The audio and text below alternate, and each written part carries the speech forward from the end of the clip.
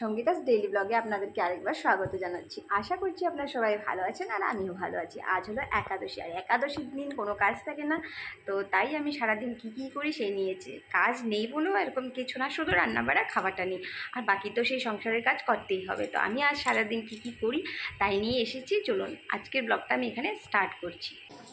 ঠিক, আপনারা ঠিকই ভাবছেন, এই বিছানাটা আমার নয়, এটা আমার শাশুড়ি মায়ের বিছানা।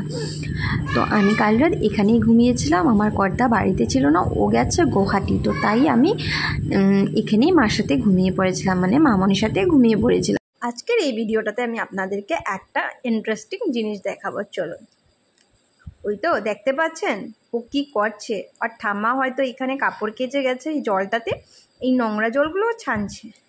ও যে জলটা ছানতে যা ভালোবাসছে শুধুমাত্র ওই জানে। ট্যাপটা যখন খুলবে, ট্যাপ থেকে যখন জলটা পড়বে, ওর খুশির মানে সীমা নেই।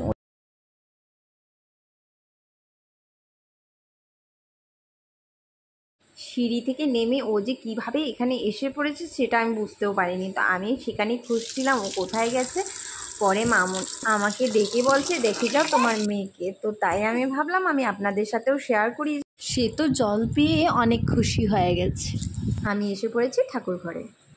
এবার মামনিও স্নান টান করে ঠাকুর ঘরে চলে এসেছে, আর এই দিকে আমি গপুকে ঘুম থেকে উঠাচ্ছি।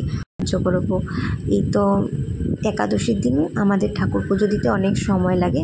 তো মামনি সব ঠাকুরকে স্নান টান করিয়ে কাপড় চোপড় পরাবে, আর এদিকে আমি জল টল রেডি করব, মানে ভোগের জন্য রেডি করব। আর এইভাবেই দুজন মিলে পুজো করছিলাম। ওই সময় এসে পড়েছেন আমার এক দিদা। এই দিদা সব একাদশীর দিনে আমাদের বাড়িতে আসে গীতা পাঠ শুনতে। মামনি পূজা শেষ করেই গীতা পাঠ করেন। দিদার সাথে দুই কুট্টি ননদ এসেছিল। ওদের যে ঠাকুরের প্রতি এত ভক্তি, ও মন দিয়ে যে বসে ওরা পূজা করা দেখছিল, সেটা দেখে তো আমার অনেক ভালো লেগেছিল। তো আপনারাও দেখেন, মানে কি সুন্দরভাবে ওরা পূজার সব কথা জিজ্ঞাসা করছে। ভালো লাগে কার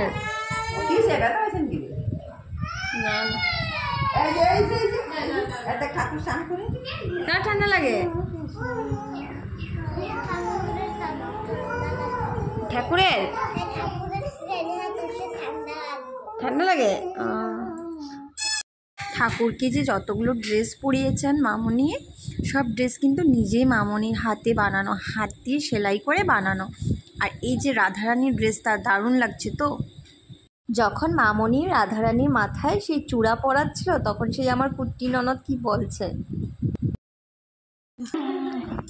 কি লাগেছে ঠাকুরে? হ্যাঁ, হেয়ারওয়েল। যে বসে বসে মন দিয়ে ঠাকুর পুজো দেওয়া দেখছে, সেটা দেখে আমার মনটা ভরে গেছে, যে এত কুটি বাচ্চারাও যে ঠাকুরের প্রতি এত ভক্তি। ঠাকুর পুজো দেওয়ার এক একটা পদ্ধতি দেখে ওরা মানে সব কিছু ক্যাপচার করে বলছে, এটার থেকে এটা হয়েছে, এটার থেকে। এবার আমাদের হয়ে গেছে পুজো। পূজা শেষে বসে পড়েছে গীতা পড়তে। এইদিকে গীতা পড়ছিল, আর এইদিকে বাচ্চারা বসে পড়েছে কীর্তন করতে। এই তো দেখতে পাচ্ছেন সবাই মিলে কীর্তন করছে।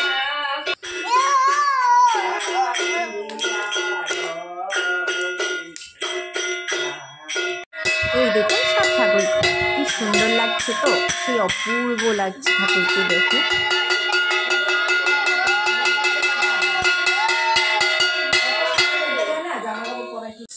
এবার একটু প্রসাদ নিয়ে নিই, তারপর চলে যাব রান্নাঘরে।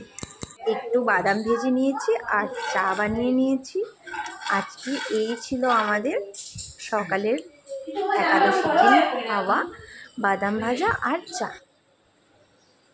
এই যে আমরা সবাই মিলে বসে পড়েছি খেতে নিচে। সারাদিন সেই বাড়ির কাজ করলাম, সেটা ক্যাপচার করলাম না, অন্য কিন্তু সেগুলো দেই আমি, তাই আজ ক্যাপচার করলাম না। রাত্রে বসে পড়েছি একটু খিচুড়ি খেতে, সাবু দিয়ে খিচুড়ি বানিয়ে নিয়েছি। আর আজকের ব্লগটা এখানেই শেষ করছি।